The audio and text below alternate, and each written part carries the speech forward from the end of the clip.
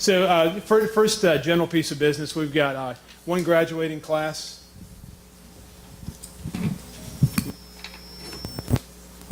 We've got one graduating class happening right now, but we have two other programs that are kicking off early next year. The first one is the Champions Program. This is for senior executives, and there's a few more weeks, actually about 2 more months of sign up on that one, where we're getting a really small group of senior folks from the government as well as industry to come together, and it's going to be an inaugural program. It's kind of the next generation beyond the Partners Program. So that's an exciting one that's going to kick off. We're looking for nominations there. And then speaking of the Partners Program, that one will kick off. We graduated a great class last month at ELC, and we're getting ready to start up a new program for next year. So any of you that are interested or you know folks that would be interested, please pass those names along and make sure we get nominations in. The next slide.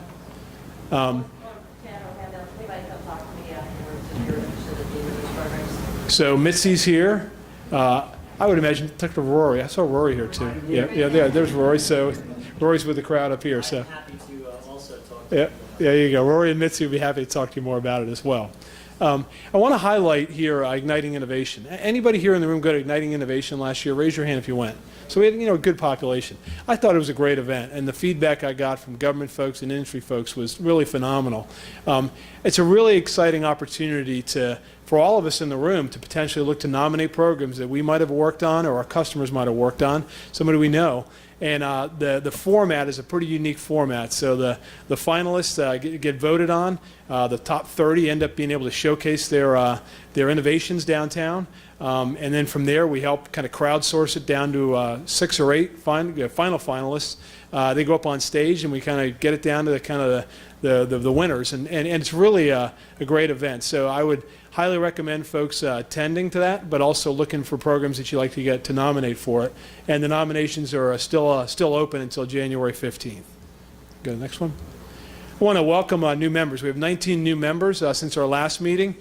We have roughly 450 members total, member companies, member organizations on the industry side.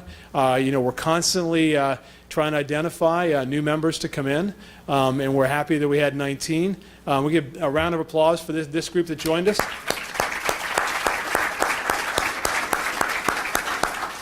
And for this group and for everybody in the room, we really want to get members engaged. So if you're not sure, your company's not sure how to be more engaged, please see April, see Ken, Glenda, myself, and we'll help get you connected. We've really been pushing hard for all the prospective new members and even for our current members, make sure they know all the opportunities to get their people involved with ACT-IAC. And I'd also ask everybody in the room, since the folks that are here I know are very interested in the organization, if you know companies that either haven't been involved in a while, maybe they're members but haven't been showing up. I've had a couple of those that I've run into. Maybe they've never heard of ACT-IAC or they've heard and thought about joining. If you have those companies and they're interested in just learning more about ACT-IAC, we've launched a series of executive breakfasts, and I've been attending them. Glenda's been kind of shotgunning them here in IAC. And we're meeting with 6 to 8 to 10 executives from companies over breakfast and just explaining about ACT-IAC. And we've actually had a pretty good hit rate on folks that once they learn about what we do and how they can get involved, see why they want to join. So if you have anybody, like I said, that you know that is thinking about joining, or even some folks that are members but they haven't been involved at all, let us know, and we'll see if we can't get them connected to a future breakfast, because the lifeblood of the organization is to continue to bring new people in and do new things with them. So that would be a big help to all of us. The next slide.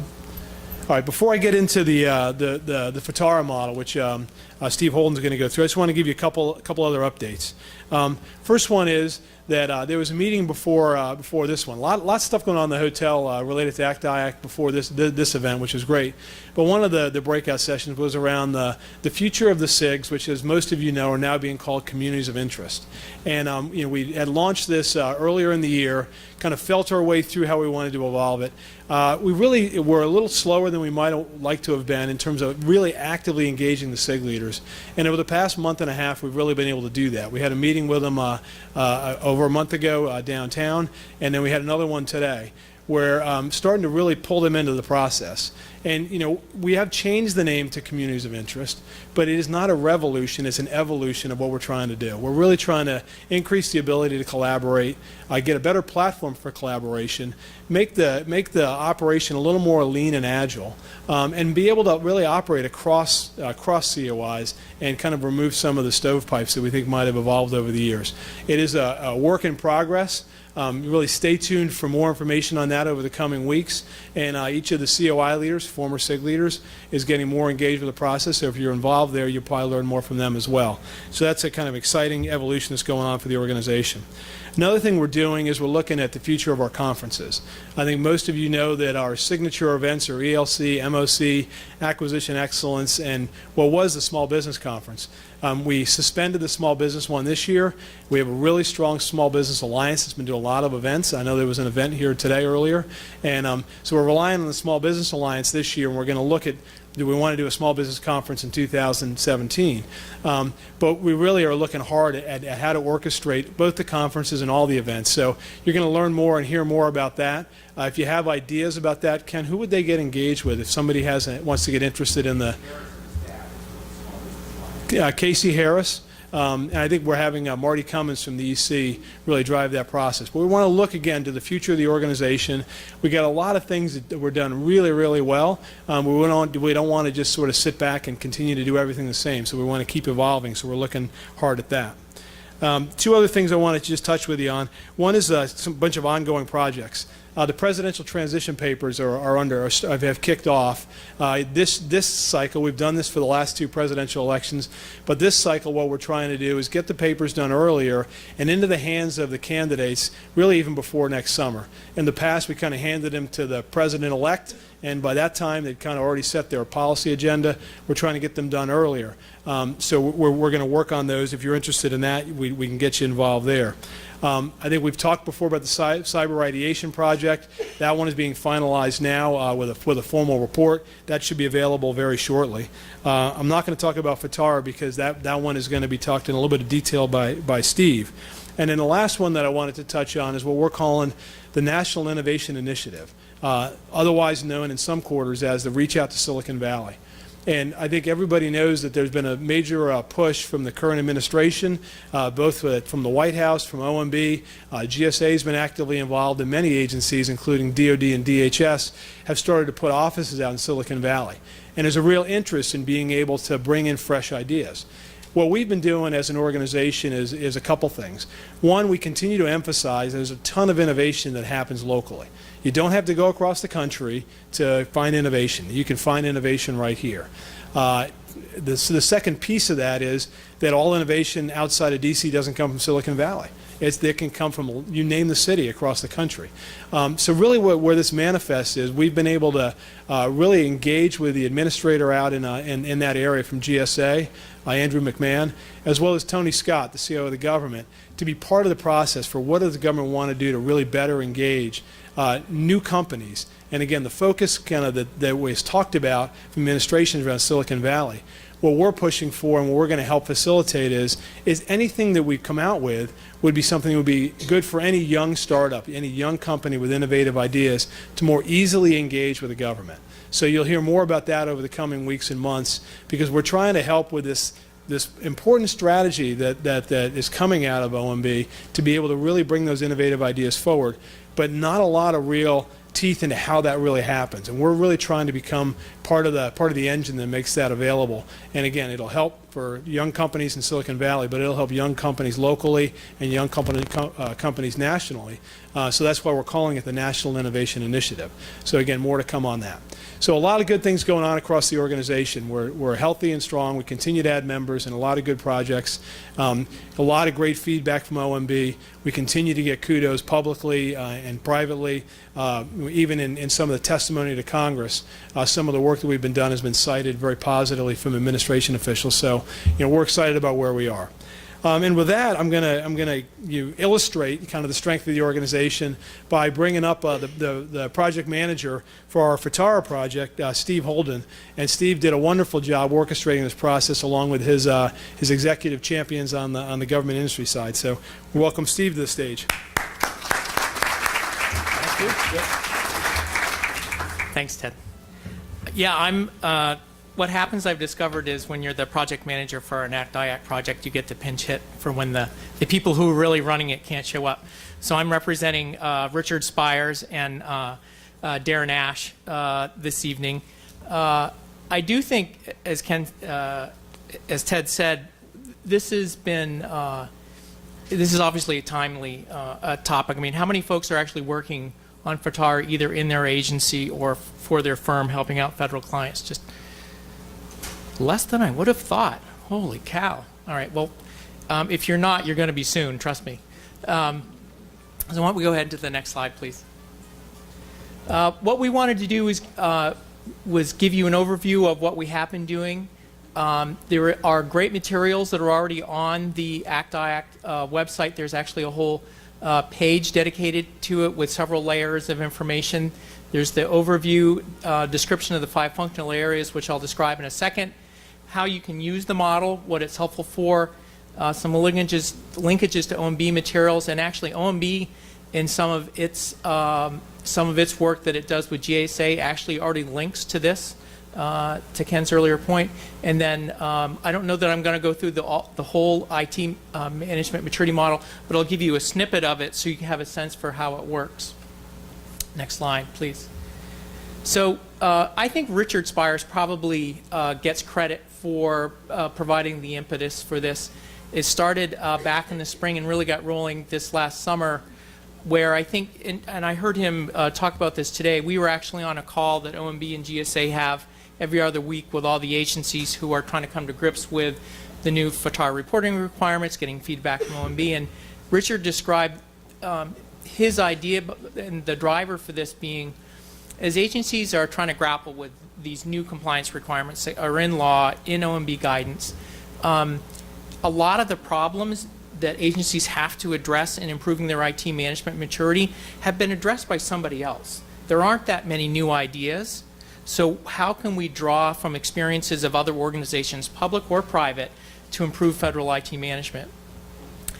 As a way to do that, we thought it might be helpful, in particular given that OMB set out this notion of a baseline where you were supposed to be.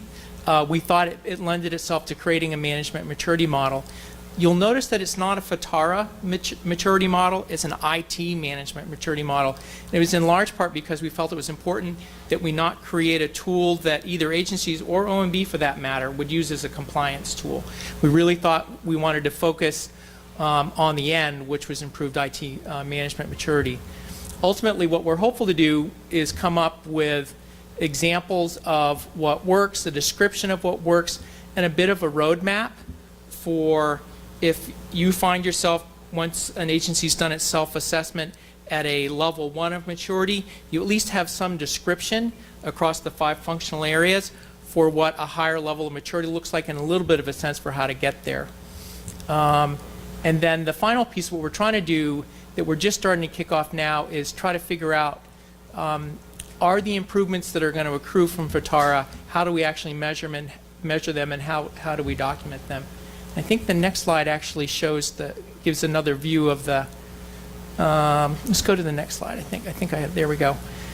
We've actually attacked this in 3 phases, and that actually, this relates back to the 3 steps I just talked about. Phase 1 we completed earlier this fall, and that resulted in the publication of the management maturity model that you saw the link for a little while ago. Phase 2 is the piece that we're doing right now, and frankly, I do have one ask, and I'll probably come back to this at the end. We are trying to gather up, with OMB and GSA's help, we talked with them today about collaborating on this, trying to come up with those tools, those templates, those processes, those mechanisms that have helped organizations to manage IT effectively. And it doesn't matter if it's public sector or private sector. It would be ideal if it had been applied in a federal agency. We are looking for proven practices, but at this point we're just trying to come up with a candidate list. What we're going to do with that is we have, I don't know if any of the volunteers are actually in the room. Is anybody actually on the FITARA project? I have to admit, I've not met everybody because we do almost everything virtually. No. Well, believe it or not, there are actually 50 folks from government and industry who've been helping with this. They helped to create the management maturity model. They've been trying to go out on their own and find these candidate-proven processes or proven practices. We have a relatively short list right now. I'll be honest in saying that we need more help. So if you actually have examples that you want to send to us, and I'm going to turn to Ken. Right now, the website, I can't remember, I know they can comment there.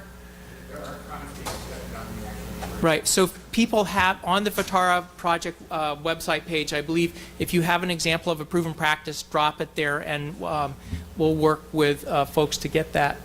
And then again, we're trying to do the measures. Then phase 3, which is probably next spring after April, and agencies have gone back to OMB, we want to try to go back and look to see how agencies are doing and ultimately figure out whether the maturity model helped and how agencies are implementing the requirements for TARA. It was funny in the GSA OMB call today, as you can imagine, the agency folks were a little leery of independent assessments for those who had been up and testified before the House subcommittee a couple of weeks ago. I think that there was a feeling that that was a less than pleasant experience. But we're trying to, the great thing about ACT-IAC is it's a safe haven for this. There's no political agenda, so we're hopeful that we can come up with a somewhat different view of that. Let's go to the next page, I guess. So this is the outline of the management maturity model. I continue to apologize for this graphic. Richard and I created this as a draft one day, and it seems to have taken on a life of its own. So it's not very, any artist in the room would be dismayed to see that that's what's publicly out there, but that has become the public face of the IT management maturity model, for better or for worse. There is some logic to the way it's organized. We actually looked at the common baseline that OMB put out there, which again was OMB's attempt to articulate the legislative requirements in FITARA and to organize it around functional areas. The 3 pillars are budget, acquisition, organization, and workforce. And our team of volunteers are actually organized around these 5 functional areas. What we first did with those 50 volunteers was go out and say, what do we think IT management maturity looks like, organized around those 5 functional areas. We kind of tried to do it bottoms up. And one of the things that we discovered when we did that was that governance and program management kept on popping up. It didn't matter if you're talking about acquisition, organization and workforce, or budget. The idea or the concepts of program management and governance became integrating concepts that pervaded the 3 pillars, so which is why we've organized it the way that we have. The one difference that you'll see from the way the common baseline's articulated in OMB is they actually separate budget formulation and execution. I think our budget team looked at it and we just decided that there was no particular reason to separate it, even though OMB did, so just for simplicity's sake, we combined them into one. You can read the 5 functional areas.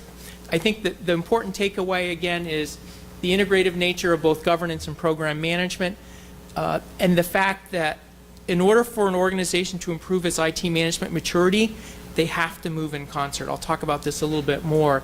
But it's difficult if you are great at budgeting IT and you're not great at managing acquisition.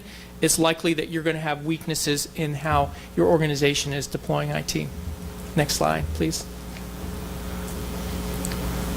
Part of the maturity model is we decided to take a fairly simple view.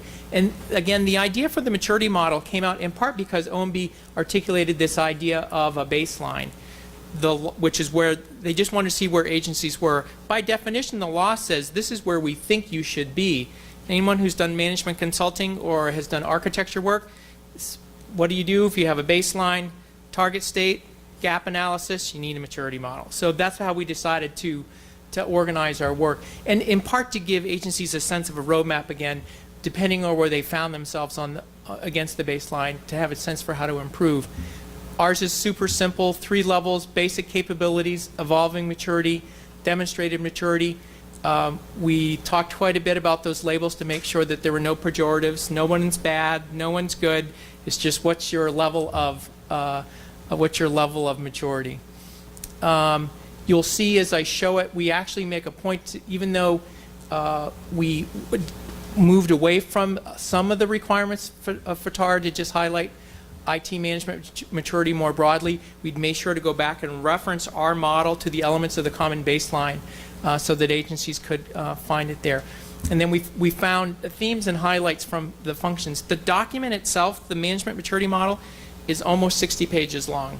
So in order to make a presentation of it more palatable, I guess is the best way to put it, we came up with some themes and highlights. And I'll go through at least one section of it just so you have a flavor for it. You go to the next slide. All right. Oh yeah, here's some of the things. This is both what it is and what it's not slide. One of the things that it's clearly not a silver bullet. It's not intended to apply to any one kind of agency. We purposefully left it flexible so that it could scale from a small agency like Darren's at the National Nuclear Regulatory Commission, or to a big holding company department like HHS or USDA that has a very complicated vertical structure. We wanted to make sure that it was that they could use it at the macro level, but that it would actually cascade down. And we were hopeful that in many agencies, I worked at the IRS for a number of years, and the reality was in the Department of Treasury, you know, IRS was the 500-pound gorilla. It's almost as meaningful for the IRS as for the Department of Treasury to apply this model. So we tried to design it with that in mind. And I think one of the things, and we even talked about this again in the call today with the agency for TAR reps and GSA and OMB, it's not that hard in many ways for an agency to put together paperwork that looks like they're mature and then submit it to OMB. That's the easy part. The hard part is making those changes real and institutionalizing them in the organization. And we're hopeful that what we've done is provide at least a framework for thinking through that so that the changes will actually stick and won't be just transitory. Next slide. This, believe it or not, is a view of the common baseline. We adapted this right out of the common baseline guidance that OMB put out in the spring. What you'll see, though, is how we've related it to the maturity model. So the numbering scheme that you'll see will relate to some of the details in the maturity model that you'll see in a little bit.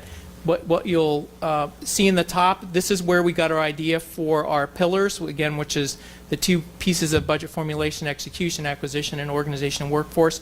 And again, we didn't quite hew to the OMB model, but we kind of picked governance and program management out of there. Go ahead to the next slide. So this is the one example I'm going to just pick on just to give you a sense for how the model works. So these are the themes that we took away from the governance area.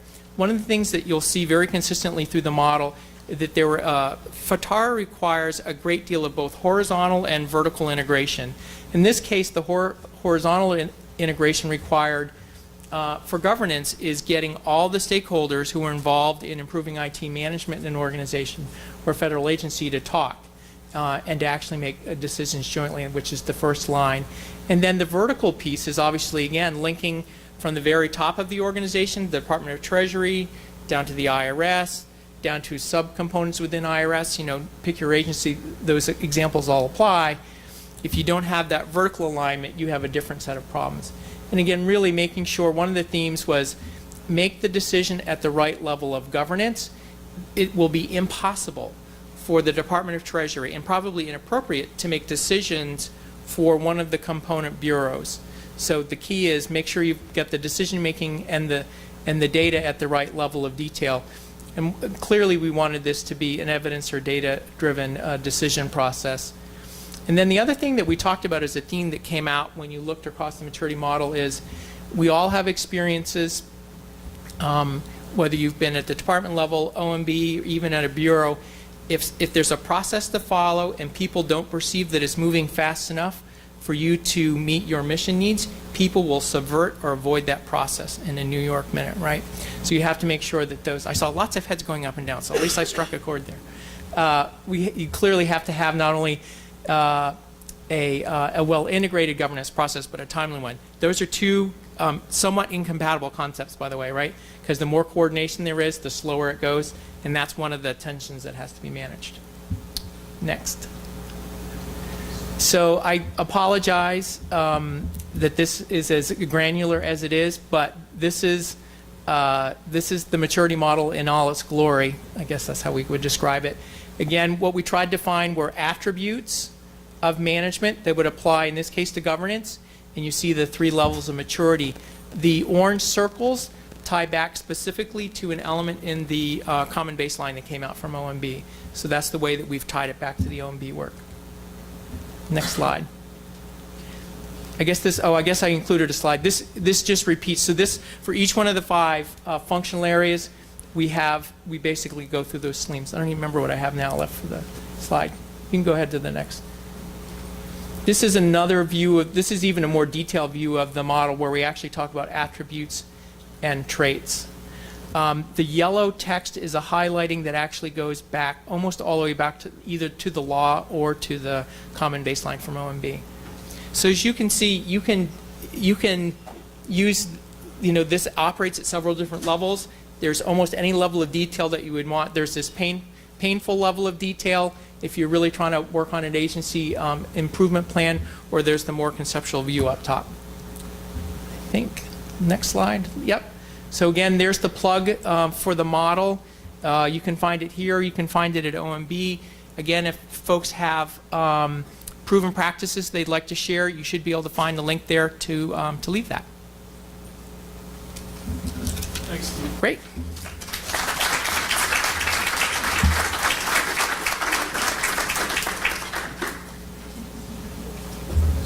Before we do the graduates, just a couple quick things on the model. One is that it is an ongoing process, and what Steve asked for at the end, if people know of best practices, things that are going on, we're trying to collect those, and we're going to actually use those going back to OMB and help them as they continue to implement FITARA. Second thing that I wanted to note is that the way this started was OMB asked ACT IAC to help with some ideas around implementation of FITARA. And it started out as sort of a spot project, and it really became, I think, a groundswell, and it became this thing called the maturity model, which actually has been briefed all over town to the CIO Council. It's been briefed on the Hill to GAO and others to really, really great reviews. And now OMB has given this back to agencies. So as agencies are trying to figure out how do I put FITARA into my organization, they think about in the context of maturing and improving the way they do IT management, which was the goal of the law in the beginning. So I think it's really an exciting way where ACT IAC can really materially impact the way government operates in a very positive way. So a lot of great work by, as you said, Steve, 50 people and ongoing if folks want to get involved. Okay, so now we get to, I hate to call it the fun part of the program, but I'm sure it is. I want to make sure that we have a good amount of time for this, the Associates Program graduations, and Greg Summers is going to come up and lead the charge on that.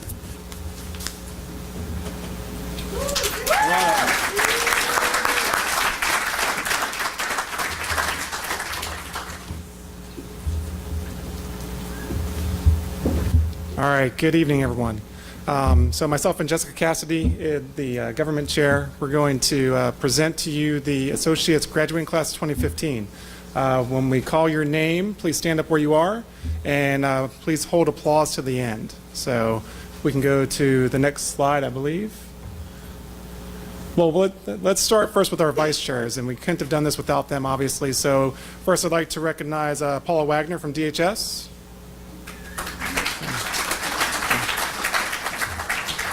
Daryl Peak from DHS. Kim Nguyen from Brilliant Key Point. And Adam McNair from DMI. And that's Jessica, and I'm Greg, if there was any confusion on that. So let's go to the next slide, please. All right. So before we hit this, the associates put together a video. I'm sure this is going to be Oscar nominated next year. So I'm very anxious to see this. I know Jessica's anxious to see it. We haven't seen it yet. So fingers crossed. But we'll get to the names after we see this, because we may need to take some names off depending on what we see here. So without further ado.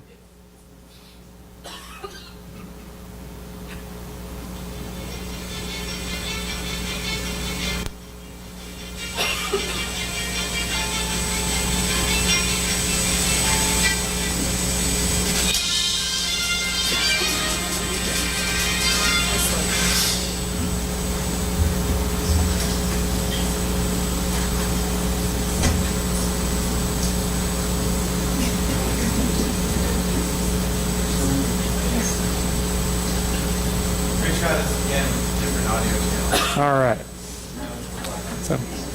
So I do know the idea behind the video is a before and after associate. So how they worked before and now how do they work after all the great things they learned in the associates program.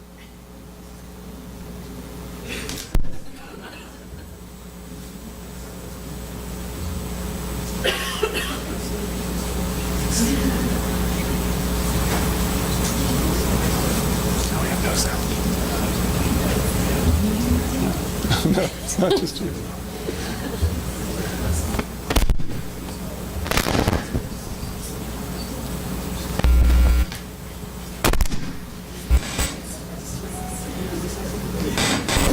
My presentation is how the business network. Anyways, networking is really important. And so that concludes my presentation on networking. I thank you all for being here. Do you guys have any questions about the material I covered today? Wonderful. You guys are a great audience. Thank you so much for listening to this presentation and have a wonderful day.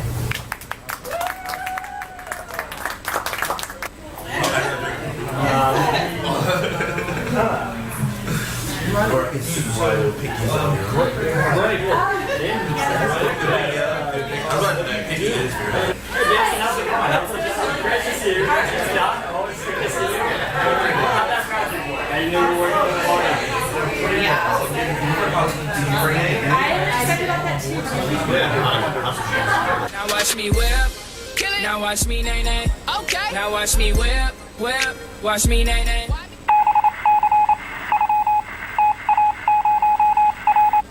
I better call Ken. Hey Ken, can you come to my office? We could use Ken's mentoring. Can't wait till he gets here. So I have this issue.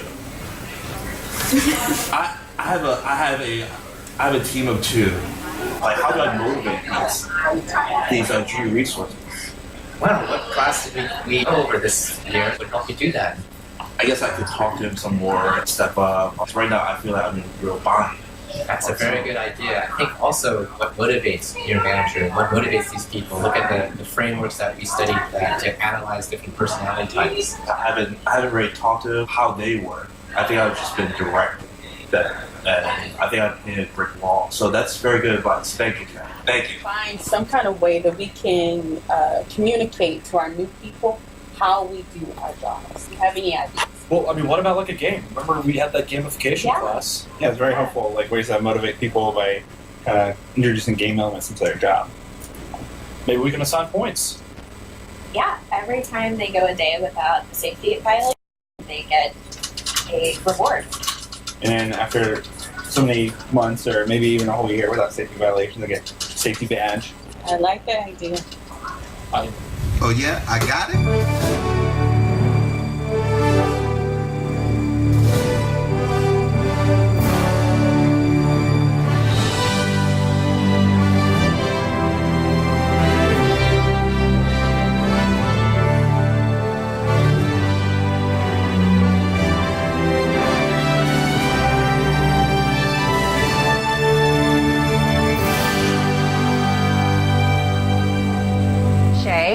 I'm not going to be able to give you a great review this year. You've missed a few meetings and you've not been available by email when I've reached out to you after hours. And I know that you recently did the associates program, so I'm fairly confident that you'll be able to rectify this situation.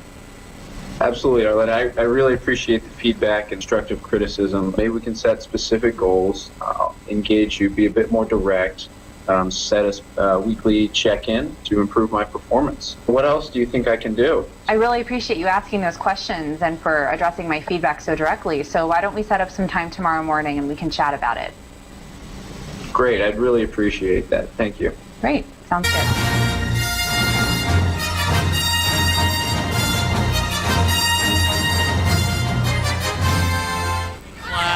The best we've ever had. I'm always amazed at the quality of the folks that we get. Every year exceeds the one we've had before. What do you think of this year's associates class? On a scale of 1 to 10? Yes. It's definitely a 10. They are awesome. Best one yet. Are you looking to enhance your career? Are you looking for a place to do it? Like, what are you doing right now? What are you doing right now that's keeping you from getting to that place you want to get to? What's going on? Like, you're sitting here right now watching this video. You could be applying for associates right now. You could be applying for Act right now. You could even be applying for Voyagers right now. What are you doing? What are you doing? Wow, what can I say? It's been a heck of a year. We want to, on behalf of all the associates, thank all of our coaches, all of our sponsors, and all the people who've supported us throughout the year. The connections and friendships that we've made throughout this year will carry us through the rest of our lives, and we're really excited to spend the rest of our careers around such amazing people. We especially want to thank those who believed in us, believed that we were the future of industry and our career fields as well. Thank you all so much.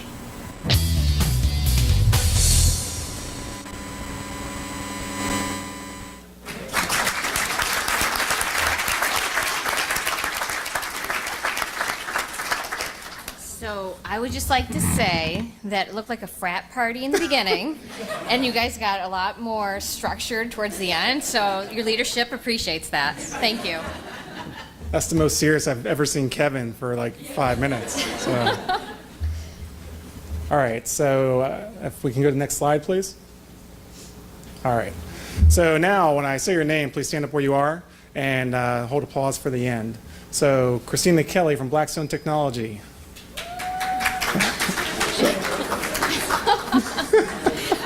Please hold your applause.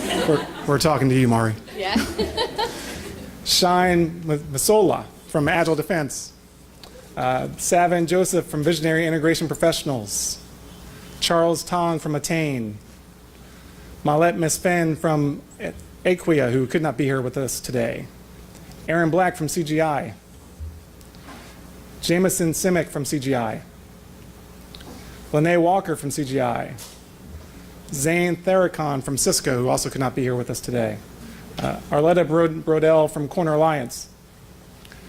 Charmaine McDaniel from DEA. Gabby Friebel from Amex. Sean Wilson from Day One Solutions. Kevin Fay from Federated IT. Greg Hickson from GSA. John Burchell from GSA. Christine Andrews from HP. Sean Smith from HP. Ali Villani from Lockheed. Almost, I know. Catherine Engsted from Lockheed. Megan Ulrich from NIC. Dave Sieberman from OCC. Sarah Thayer from SMDI. Shane Delph from Facile, who also could not be here today. Kate Sorensen from TIAG, who could not be here with us today. Chris Washington from US CERT. Keith Oglesby from USDA. And Shay Smith from Wolf Den. Ladies and gentlemen.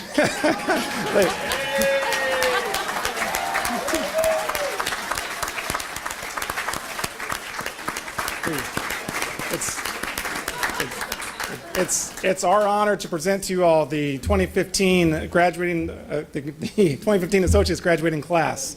Thank you very much.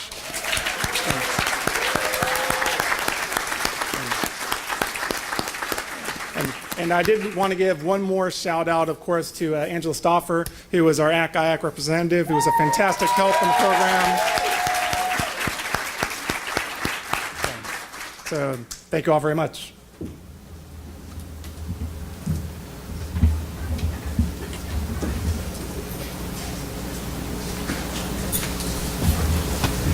And since I didn't do it from the stage earlier because it wasn't in my notes, I want to thank Jessica for being the co-chair on this. I only had Greg on my notes, but thank you very much.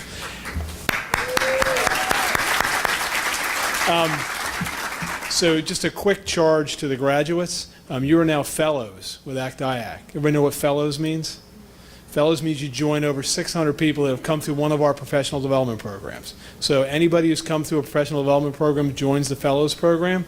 And the expectation is that you stay actively engaged with ACT-IAC and you're actively out there representing the organization and looking for new ways to help other people get engaged. So congratulations and welcome to that prestigious club that's across the industry and across government. And it's really probably appropriate that as we move from the graduation of the associates, we actually took one of our panels from very successful panels from ELC around workforce of the future. And we're going to have Bill Fisher introduce the panel, and I'll bring them up, and you'll get a feeling for what went on at ELC about a month ago. So Bill, come on up.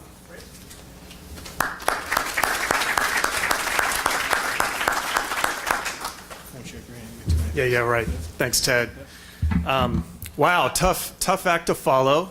We don't have a video, and I recognize as well that we are standing between the end of this meeting and happy hour, so hopefully we'll get you energized. We get to talk about the warm, fuzzy, exciting people stuff, right? Isn't that the most fun topic to explore, right?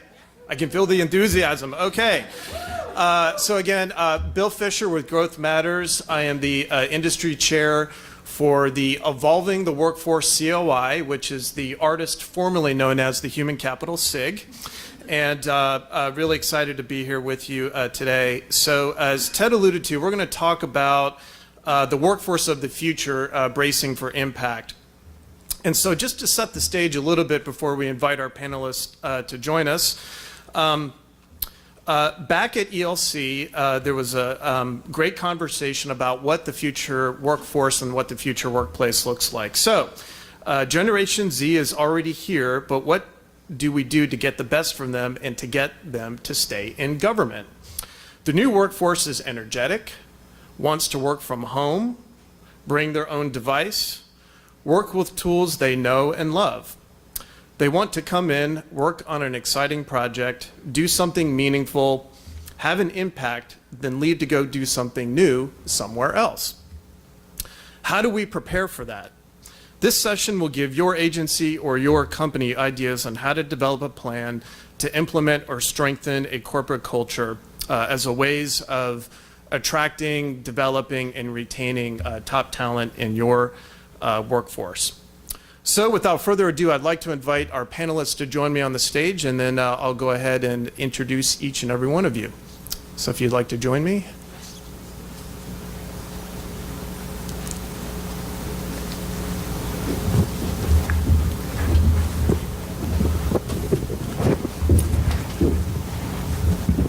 Welcome to the Thanksgiving dinner table.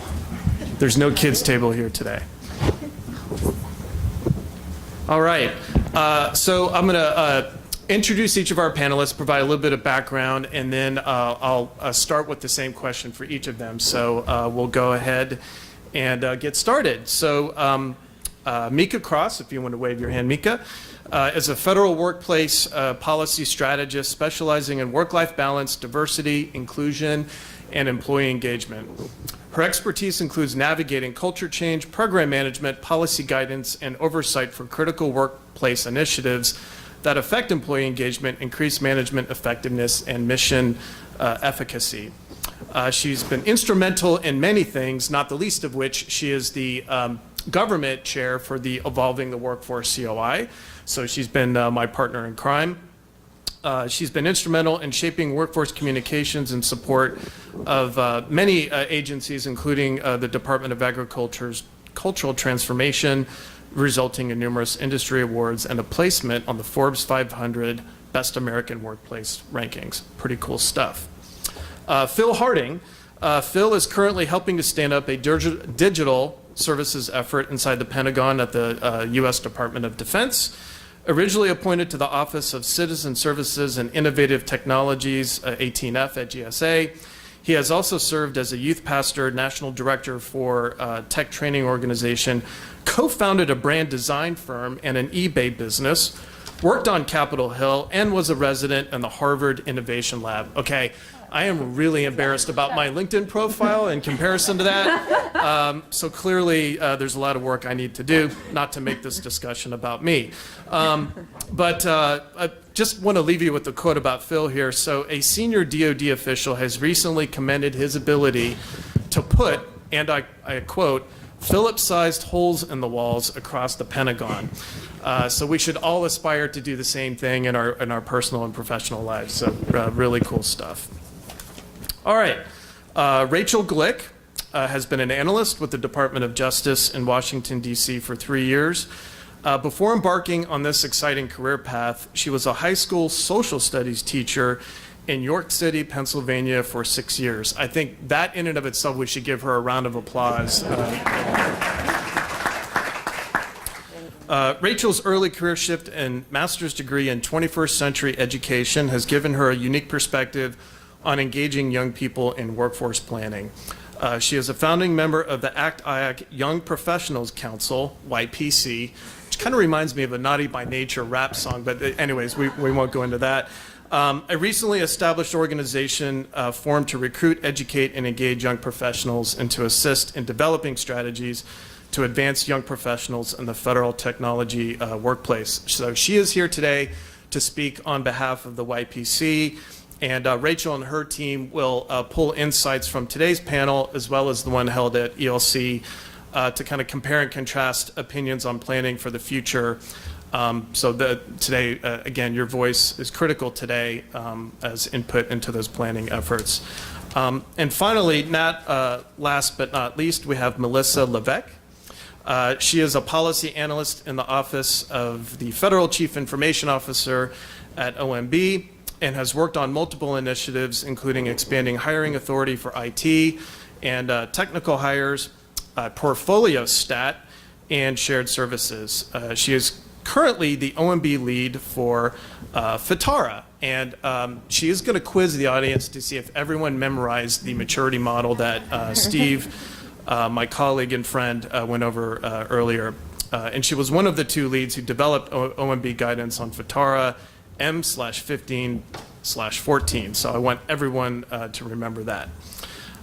Okay, so bracing for impact, workforce of the future. So I know that at ELC there was a lot of discussion about the importance of workforce planning and succession planning. There's a perception that there's a gap, an emerging gap in skills with those who are retiring and young professionals coming into the workforce, and that kind of exacerbating the problem is a potential lack of interest amongst young professionals in working for the federal government.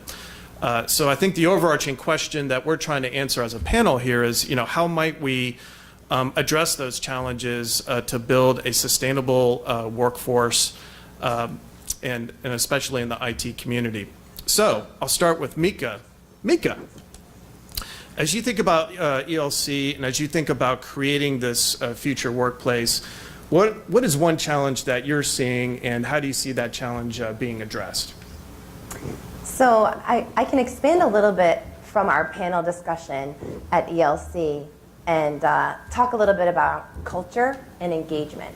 And not so much in the traditional sense of retention. We did try to focus a little bit around retention efforts as well, but more so from a holistic talent management perspective. And so in a sense, so many organizations across our government community and even industry partners are really struggling with how to keep people engaged and passionate with a sense of purpose around their work in our workplaces. So again, moving away from the traditional sense of just sort of like signing up for another 3 years tour of duty like in the military command and control type culture, and more so around creating an employee experience. And that really requires some thoughtful work around what kind of leadership competencies we also need to be developing in our organizations so that leaders are equipped with the skills that they need in order to really help inspire the employees that come to work for us, whether that's for 12 months, 3 years, or 30-year career across public service. So. Great. Phil. Hey everybody, it's an honor to be here, and it's great to see the associates graduating and some excitement in this place. And I can speak from personal experience. Getting into government wasn't super easy. I was accepted into the Presidential Management Fellowship Program, which is supposed to be one of the easiest ways to get into government. And it took 8 months for me to actually get in. And these were from people that said, we would love to have you, and we were working at it. It took 8 months though. It might not work. I can speak up. Hello? See, we're being iterative right here on the fly. This is agile development in action. All right. I can hold it. Hello? No, I can just hold this. That's fine. So really quickly, from personal experience, and then once I got in, though, you mentioned some of the entrepreneurial things I've done, but I can find government to be one of the most entrepreneurial and exciting places to be, and that kind of shocks some people because they think of it as being so bureaucratic and crushing. But I see it kind of differently. I see it as such a great opportunity and make something happen where it seemed impossible. It seemed like you couldn't do something, but you can get things done, and it's very exciting. I wish it wasn't so hard, but it could be easier, and I think you just alluded to that. How can we make these things easier? So what I'm getting at is I see like 4 quadrants, like this fourplex, this mega fourplex of the attracting component, the onboarding component, empowering is key, and then retaining. So attracting in the first place, we've got to attract them, right, to even come work here. And it's not as hard as you may think. I mean, we have a public service mission, a mission that no one can compete with anywhere. So once we do attract them, can we actually get them in, right? And this is through a combination of things. We have people working in the Digital Service Coalition movement at 18F and with the U.S. Digital Service and these digital service teams standing up and lots of fellowship programs being stood up. They can't, they're saying, oh, I don't know if I can leave my job that I'm in now. This looks awesome. I'd love to be a part of it, but I just can't. And so we talked earlier about how can we create these opportunities where they can come in for a short amount of time, which that kind of gets into the retention, which I'll come back to. But the empowering is the third piece. So once we can attract, if we can attract them, we can actually get them in. Because just attracting them and empowering, there's that actual, that onboarding process. And we've seen like the Presidential Innovation Fellows program did a great job of reducing from like 6 months to 6 weeks from announcing a job posting to actually bringing someone in and putting them on a meaningful project. That's pretty exciting, but it's kind of a hack. And we talked about this at the ELC conference, is sort of these ideas, there's a lot of hacks going on that we have in government to make these things work and to get people in faster, and a lot around acquisition and procurement as well, like the Agile BPA is really cool. How many of you heard of the micro purchase experiment that 18F have you been reading about that? Is that so cool? I mean, that was really cool. I mean, it's of course, so we have these micro purchase cards. You can spend up to $3,500. So 18F said, let's do an experiment where let's put out a bid for software, a piece of software to be built.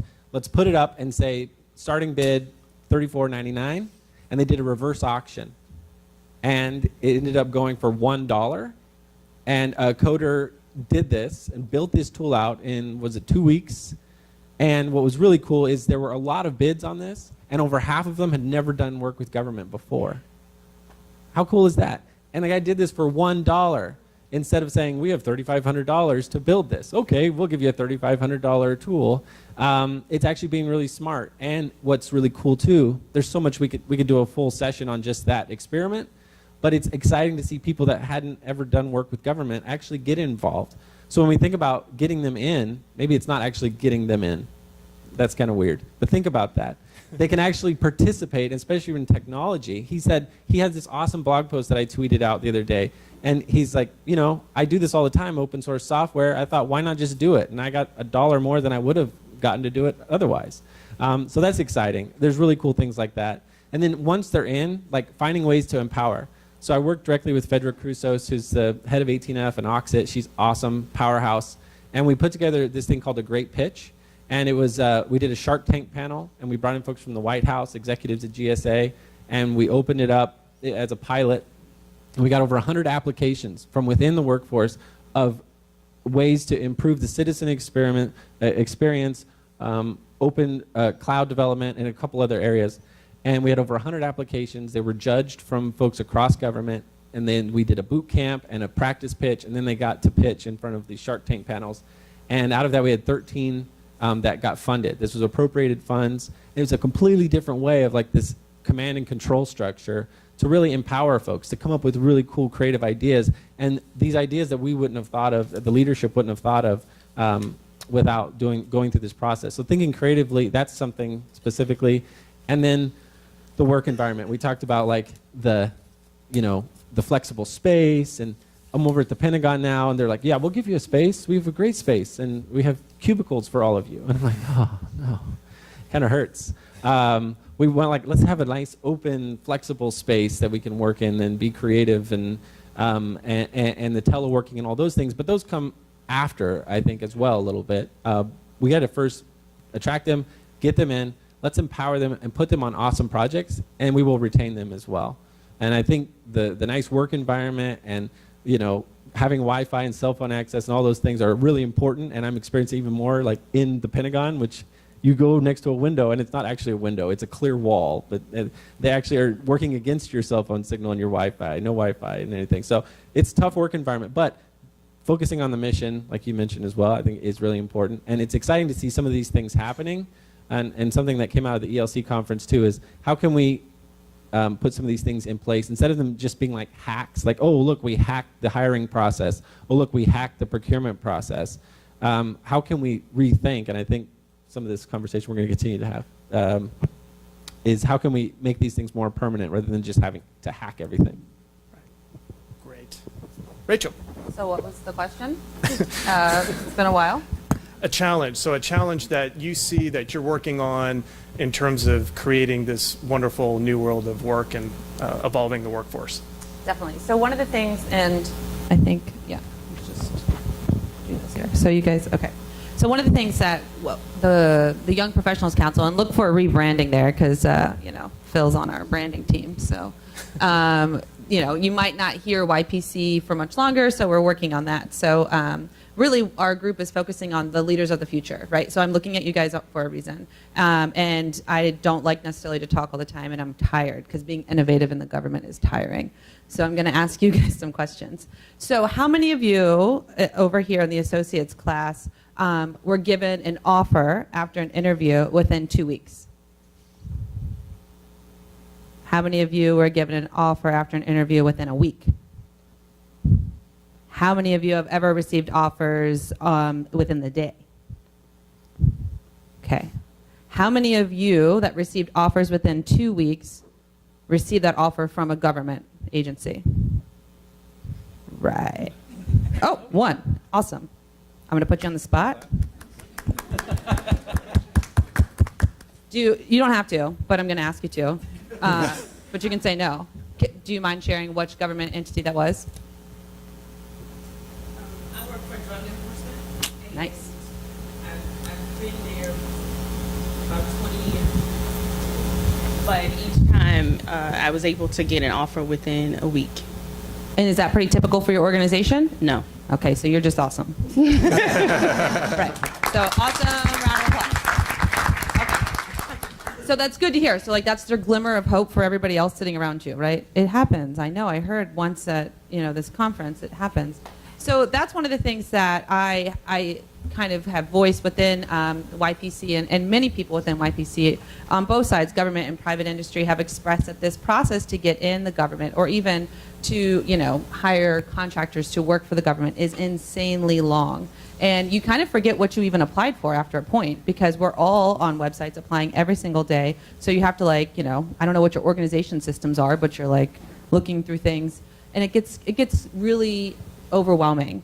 And we are losing out on all the talented people, especially in IT, because IT moves so fast in the government. So that's what we're trying to get some ideas surrounding. These hacks that Phil's talking about. Even your hack took you how long? 8 months to get hired? Oh, well, I was using an existing, something that exists, but it took longer than it was intended originally when it was established, how many years, 30 years ago or whatnot. Yeah, so these programs that we have out there to hire people quickly aren't even that quick. So that's one thing that the YPC wants to focus on. Another thing, and I think Micah kind of talked about it, is preparing government culture for young people. And I'm sure Phil could probably talk for hours about how he has been received at the Pentagon. I would love to get a few drinks in you and hear about that. But it's hard. It's hard to be innovative. It's exhausting to be innovative when you're not necessarily, the people you're going to go in and work with aren't necessarily prepared for you. And when I say prepared, I'm literally talking about having a space for you to sit at. How many of you have started a new job and had nowhere to sit? Right. How many of you started a new job and actually when you showed up, they were like, you're not allowed in the building? Okay. So we're trying to create a more welcoming environment, a more prepared environment, and in a place where you can get to the level where your ideas are received. But really, to break down what Phil's talking about is the very beginning, right? So how do we communicate with you clearly from a government standpoint that we want you? Hang in there. It may take 8 months, but we want you. And so what can we offer you from the government standpoint that will make you hang in there for that long when you're getting offers from other people within a day? So I know I'm asking a lot of questions. I'm not really answering them, but that's really what the YPC wants to focus on for our forum in the winter. That's a plug, right? So I'm done. You're going to drop the mic? You should just drop the mic. Okay. I'll drop the mic for you. Great. Melissa. Wow, so I don't want to go after both of you too. So I don't really have that much to add because I think you covered really the whole breadth of the challenges of having the workforce. But I think where I'm coming from really from OMB is how to institutionalize a lot of this stuff. I just really building off of what you guys both said, all three of you, is how to make sure that it's not a short-term solution and it's a long-term solution. And of course, earlier they mentioned even presidential transition teams. It's really time to start thinking about that, what happens in the next administration. I think OMB is in a good position to really made up mainly of careers rather than politicals to really try and do those processes. Interested in kind of developing better certifications, training of leadership, and working through kind of existing forums like the CIO Council and things like that, because that's kind of where ISA is working in between kind of OMB agencies and councils and how to leverage things like FATARA as well. We heard about that earlier, and I've been heavily involved in that and trying to kind of take what we can as impetus for improving workforce solutions. But I don't want to talk anymore because I think everything was really said very eloquently. Oh, okay, great. Earlier this year, the Evolving the Workforce COI, that's a little plug again for our COI, held a lively discussion on the importance of the brand promise and keeping the brand promise. So, I think agencies, some more than others, do a good job of creating a brand in the marketplace and attracting, candidates to that agency. And I know that at ELC there was a little discussion about making government sexy, I think is what came from the notes. In terms of maintaining the brand promise, so once candidates are hired and get into the agency, where do you see this working well today, or what should government think about doing differently? And that's kind of an open question. So I've had the privilege of working for several government agencies in the last couple of years, whether full-time or in detail. So I'm one of those prototypes that sort of jump around and solve problems, and I've really enjoyed doing that. But I'll talk specifically and give a little shout out to the Department of Agriculture. When I joined USDA in 2010, the reason why I joined that organization and didn't take the position in Honolulu, Hawaii, working for Pacific Command, or at the ODNI, the Director of National Intelligence at the time, was because of this promise that the Chico and Deputy Chico were talking about with the Secretary's commitment to cultural transformation and what that would really mean from the top levels of the organization all the way down throughout the agencies, throughout the sub-cabinet committees, and to the people, the workers, the people who are doing the work every day on behalf of the public. And it really meant something to me to join an organization that was that committed.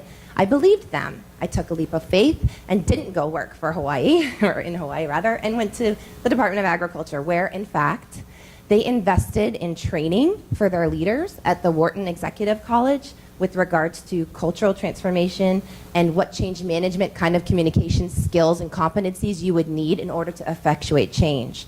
Fast forward 4 years later, USDA increased in 1 year satisfaction on the Federal Employee Viewpoint Survey in the areas of work, life, and wellness, which was where I was working at the time, by 5 percentage points. This is for an organization of more than 100,000 employees across 3,000 different facilities, 29 different mission areas and agencies, and they were able to increase satisfaction levels 5 percentage points. That is incredibly statistically significant. In addition to that, we talked about some of the industry awards that you mentioned, but USDA, an organization that's more than 150 years old, executive department, being named on the Forbes 500 Best American Workplaces Award. You want to talk about brand promise and what that could mean. It's really a testament to the dedication from the very highest of levels at that organization all the way down. And it wasn't easy, and it's still ongoing, but it's meaningful change. And that's just one of the examples of someplace that I've worked. A colleague of mine works for the Bureau of Engraving and Printing, and they've been recognized a couple years in a row for their efforts to become a model workplace, best place to work. They have a campaign that's dedicated to that. It's all about cultural change communications. Again, they're investing time, money, and effort to teach the leaders who touch the employees who do the work every single day in a really meaningful way to help them understand how to encourage the feedback cycle, like what I saw on your video over there when your manager was talking to you about your increased performance. How many of you, I like I'm going to use your model there, Rachel. How many of you get feedback on a daily basis from your either immediate supervisor or team members on your team? Daily basis. Couple? How about weekly? How about when it's performance time? Okay, so these are the things that people need to start thinking about with regards from transitioning away from just a traditional performance management model to continuous looping of feedback. That's really going to make a difference too. So there's just a couple examples I wanted to talk about. Great. Any other examples of following through on the brand promise? So I think it's going back to like the principle we talk about, like agile principles and user-centered principles, which is really a big should be our focus. Is as a government as a whole is sort of putting users first and our customers, or who we're trying to attract with this brand promise, right? Who are we trying to attract, and what are they thinking? Like, are we just trying to say as a brand promise, if you come, like you could have a really safe 20-year career in government? That's not very appealing. According to survey data and just personal anecdotal data as well, that's not super attractive. What's really attractive is saying, like, yeah, if you do come into government, you're not just going to be banging your head on a wall or being told no all the time. You're going to actually be able to get stuff done. And that helps with retention as well, because they're going to say, look what I was able to do. And I think, so Todd Park and a few of the folks at USDS are doing these they do like this road show, and they are heavily trying to recruit top tech talent around the country, and they do demo days, and they get up and speak about the work that they're doing actively to get people excited and say, wow, if I go into government, that's what I can do. I can do something like that. And you're going to make sure. So at DOD, we have this thing called DOD 5000, which is the acquisition process, and there's more to be said about that, but we can't build software the same way we build tanks. And so that's just another policy thing, another acquisition thing, another, wall that has to be busted through, if you want to use that analogy of that. We don't want to have a bunch of walls and just to stick people in this workforce in a box. And I think that gets to also like the work from home, those teleworking things. I think when you get to the root of it, it's like I'm not really looking perhaps for a safe career. And I'm a strong believer in term limits, at least in this space specifically. I think is great. And all the 18F are 2-year terms that could be renewed, and some have stayed, and I think that's great as well. But staying may not mean you're going to sit in that desk for 10 years or 20 years. It might mean you come in and out of government and bounce around government, but you can have a huge impact and use your skills as necessary. And I think it's also important, as technology is changing so rapidly in the last decade and will continue at this rapid pace, that we get people back out and back in, right? So one thought I had on this was, we talked about for a while, Phil and I and a couple others, about making government sexy and the need for some government entities to be made sexier because maybe their mission just isn't naturally sexy, right? What's the U.S., engraving and printing, right? I'm not sure, we go to high school and college and we're like, yes, I want to print money. So sometimes I think to myself, printing money and using money Or are two different Bitcoin things. or whatever. Yeah. So I think some of my questions kind of throw back on you guys is, how do organizations, government organizations who already have very sexy missions and can attract people, what is their catalyst for change? Obviously that, they would want their employees to be happier, but where does that conversation start? So in your experience, who made that call to say, yeah, we're going to send you the Wharton and we're going to train you guys up so you can be better leaders? Where did that come from? From my understanding, I walked in on the tail end of the planning process, but it was around creating efficiencies and getting ahead of the change rather than being managed by it at USDA. And so it really came from this effort to think about how they were doing things differently, but also being reflective of the American public that we serve. And for an organization that large, it really took commitment from the top. And I do believe that the Secretary of Agriculture was committed to that and still is to this day, because he required also measurement and data analytics to look at progress towards meeting those goals. They were communicated universally through a multi-pronged approach, whether that be in person, whether that be in emails, whether that be in the monthly newsletter, which I helped to start back in the day. But guess what? Every organization was graded on their progress towards that, and was also embedded into their performance management measures. So they were held accountable for what kind of progress and impact they were making as well. I think that's a really good example of an initiative that really has made change and is continuing to make change. Great. Thanks. All right. Any question? I'm sorry, go ahead. Sorry.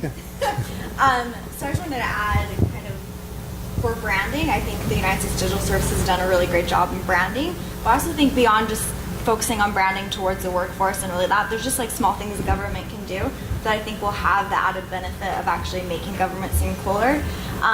So my office has recently opened up all of our policy making to the public, just collecting comments for 30 days on policies that are not required. So there's a traditional regulation process, things like circulars that are kind of larger overarching policies that won't be released that are required for public comment. But for smaller kind of memos, those aren't required. But we recently just, on our own initiative, decided to do, okay, let's actually open this up. One of the earliest things doing that was the Digital Services Playbook, actually, opening up for comment and making sure that we get input from the private sector and other people. I think just small things like that. We utilize GitHub. There's other ways to do it. Is one good way to actually just make it seem more innovative, and even just using additional tools. Like, honestly, for me, I would be way more excited to work for government if I just had access to Google documents and stuff like that. Small little cultural changes like that, I think, will actually on the tail end attract a different workforce. But I can back on that too. I think those are really good points. And one of the sessions that you mentioned we did around the brand promise included our colleagues from NGA, National Geospatial Agency. Now, the intelligence community agencies, they have a sexy mission, right? Everybody wants to work for CIA or one of the three-letter agencies. But one of the things they did, which they haven't done in the past, most recently, is open up their social media. And so they're using Twitter, they're using LinkedIn, they're using the other social media platforms, not just to get words out around the kind of opportunities that there are for recruitment purposes, but they're letting their guards down with regards to their employees being ambassadors for the mission. And until you start letting people tell the story, and it's not just at the high levels of leadership, then sometimes you can be a little closed off to really helping fulfill that brand promise. I mean, we all have organizations that believe in us, regardless of what grade level we are or what level in the organization we're working at. That's sort of a testament to the day and age of moving away from traditionally only the top level agency head being able to talk on behalf of the agency. It's instilling trust, it's instilling confidence, and it's allowing people to tell the story, sort of like Glassdoor. We need that a little bit more. We get hit in the news all the time as public servants about what we're not doing, but there are a lot of great stories out there. And as agencies and leaders start thinking about giving their people the empowerment to tell those stories too, and the platform to tell those stories, I think we'll slowly sort of tear down those walls. Yeah, I think this comes to mind when I went to grad school at George Washington. For some reason, GAO was a really popular place to go work, which when you think about it, the Government Accountability Office, that doesn't sound very sexy or exciting, but they just done a really good job talking to current students and had alumni come. So if any of you, your undergrads or graduate schools, sometimes it's just that, taking the initiative, like, hey, I'm going to talk about my job, and slowly maybe you'll get a good reputation over time. It might not be overnight, and that isn't a huge thing from your agency head who needs to do that, but you can just do that. You went to school, I'm an alumni, I'm going to talk about this, and maybe over time that place is really exciting. And somehow, now that I'm on a different side, JO is less exciting, but I mean, it's still a great place to work for me, because then you're like, oh, you're auditing me. They're a great organization, so sometimes it's just small little actions like that. Yeah. We'll strike the comments about GAO from the official record. They're great. Yeah, they're great if anyone's capturing. So we have about 4 minutes left. I do have other questions, but I do want to allow our audience members to ask questions. So yes, ma'am, if you want to.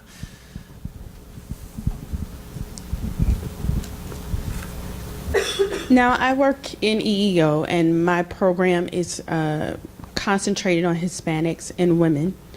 And I find that we have a problem with retention. So you all talked about, getting them in. We're getting them in. We're getting them in. We're getting them in. But how do we keep them? I mean, do you have any recommendations for that? I mean, it's government, and they basically go from government to government to government. But, within our agency, we're trying to figure out how do we keep our numbers up, basically. Yeah, so the questions about retention, right? Doing a good job of getting people in, but how do we retain our top talent, including from a diversity and inclusion perspective? So anyone want to address that? Well, I'll kind of take a stab at it just from things that I've learned working with other people in YPC and just from my own government experience. It seems like the onboarding process, and I think it's been spoken about, the culture. So when you have a good onboarding process where there's follow-up, there's a connection to mission, especially being government, and there's follow-up down the road, maybe even with a mentor program, no matter what your hiring targets are, I've seen a lot of success with that. I work a lot with university hires, so we're talking like 21, 22-year-olds who are just overwhelmed with acronyms and they're confused by the building, So just kind of having that buddy, no matter if it's somebody who's a seasoned government employee. I've worked with many people as well who've been in the government for 30, 40 years. I think just having that kind of personal connection helps. That's just my experience.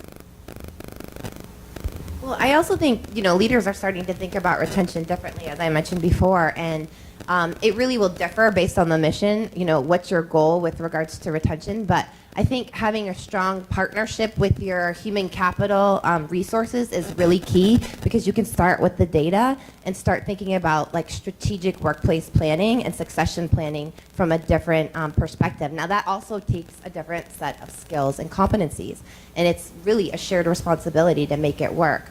But when you're thinking about retention overall for your particular agency, I think it's critical to take a look at the critical occupations that exist in your organization, and that also start thinking about, I don't know if you can hear me with this, but okay. And then also start thinking about where does the diversity lie? What kind of occupations are being filled and by whom, and what grade levels, and what rate are people being promoted? But you know what, our whole definitions of work really are just changing and evolving at such a rapid rate. So where we work, how we work, when we work, and what the definition of a successful career is, it might not be the same anymore. It's not the same for one organization where you're going to stay 20 years any longer, and we're all recognizing that. So I think different agencies are doing different things, and you're welcome to join our COI to continue the conversation in many of our panel discussions. We're looking to really tear down those artificial barriers too, that the human capital now evolving the workforce. What are we calling it again? Evolving the workforce. Evolving the workforce, community of interest. This touches everyone. I mean, from the category management initiatives in the acquisition workforce to FATARA, there are very universal areas that the government needs to be looking at it. So we're asking everyone to come be a part of it and really think about these things differently. Question, yes. So I'm not currently a young professional, but I was a yuppie in the 80s. If you're familiar with the yuppie in the 80s, we never outgrow it. And thank you guys for all of your service. I think that we tell our military that all the time, but I don't think that we tell our other civil servants that, so thank you. So as I'm listening to you, just a couple of years ago, the CEO of my organization said, Lee, I'm pulling you off of high tech and I want you to go help the government. It has taken me a year to learn the letters, and it has taken me another year to understand contracting. Good job. So the question,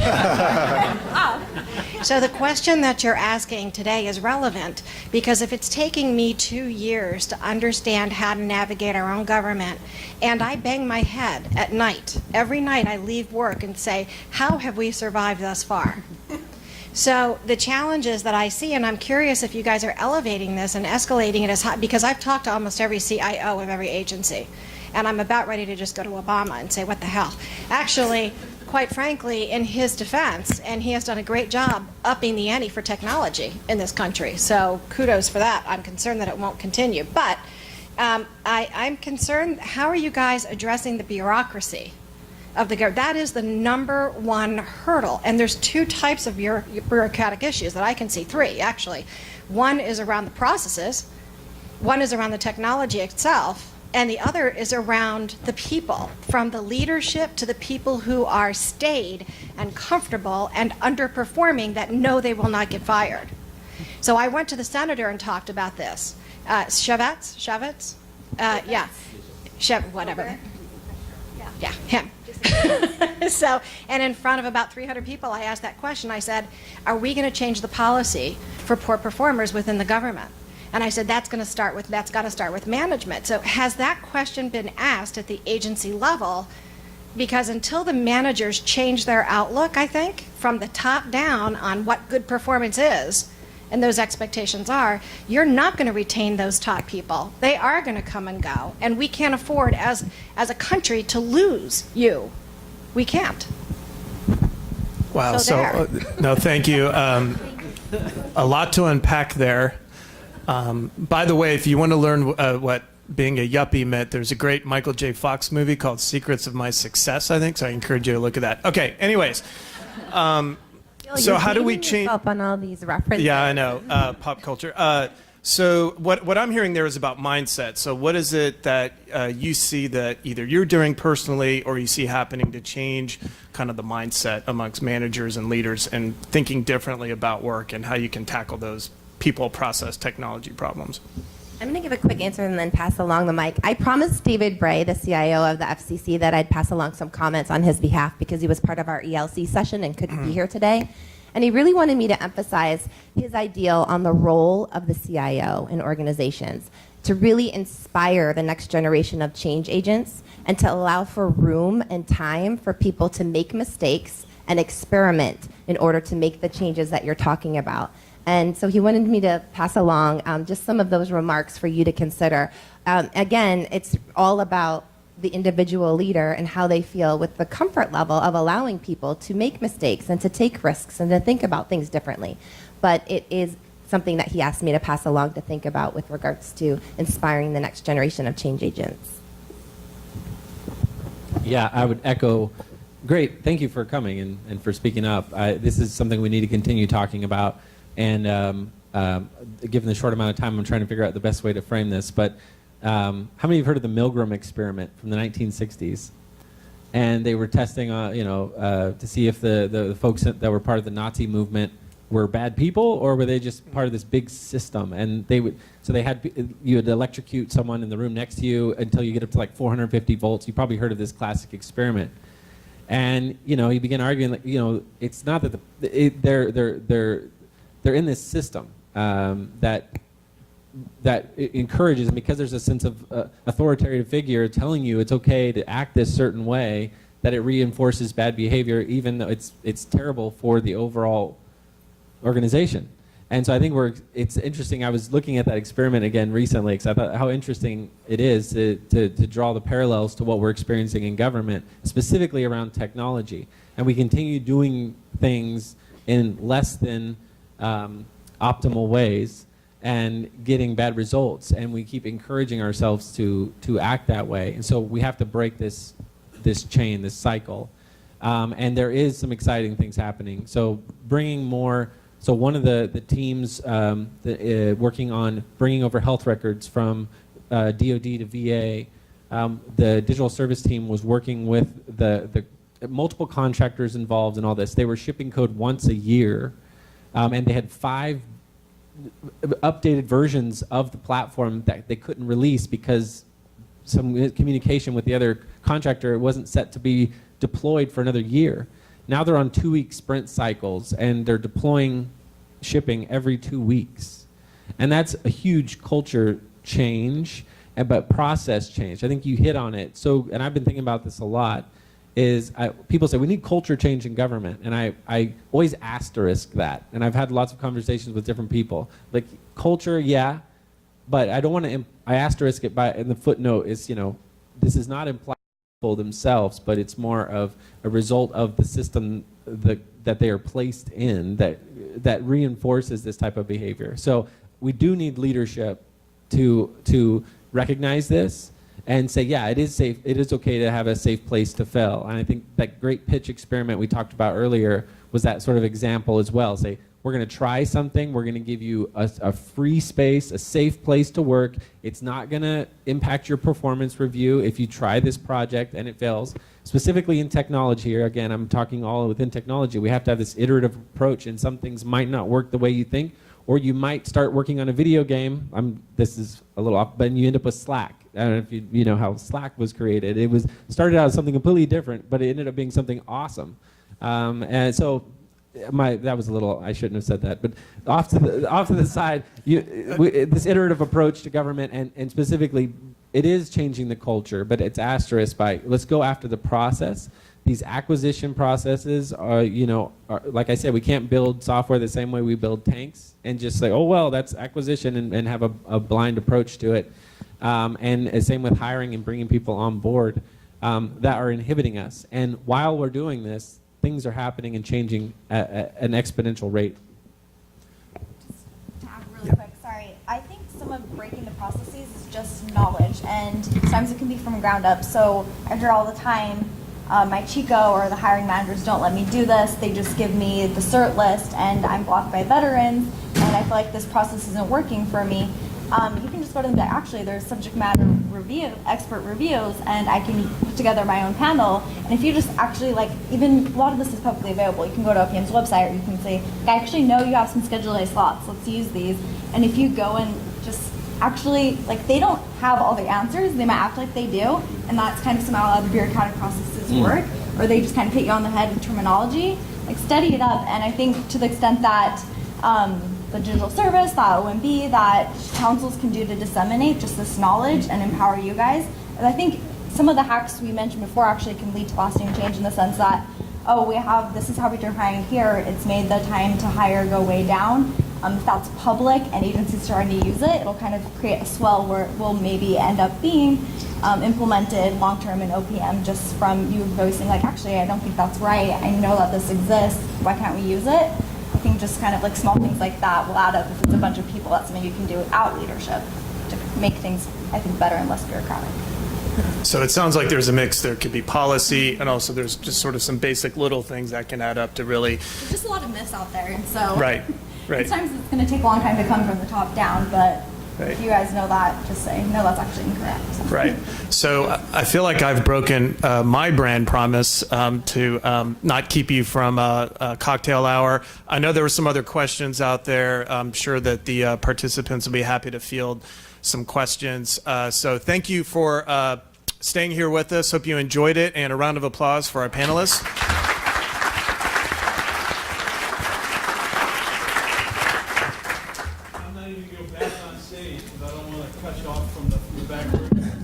Thanks again to the panel. Thanks for everybody who participated today.